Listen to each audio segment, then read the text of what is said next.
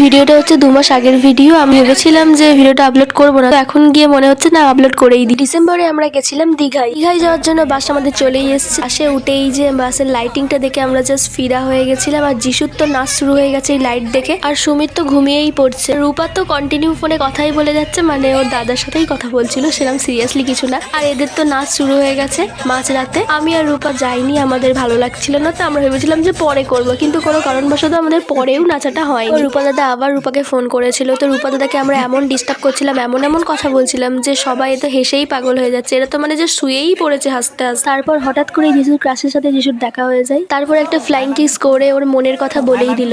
এখানে স্পষ্ট প্রমাণিত মহেন্দ্র বাহুবলীকে যিশুই ধরে দাঁড়িয়েছিল। পর এলো দুঃখের কথা, যিশুর ক্রাশের বয়ফ্রেন্ডের সঙ্গে যিশুর দেখা। তারপর মাঝরাতে যিশুর ঘুম এসে গেছিল, ঘুমিয়ে গেছিল। এরপর শুরু হলো রূপার উৎপাত। রূপা তো যিশুকে জ্বালাতন করে উঠিয়েই ছাড়বে। রূপা তো আমায় প্রতিশ্রুতি দিল, জন্য একটু ন্যাকামো করলাম।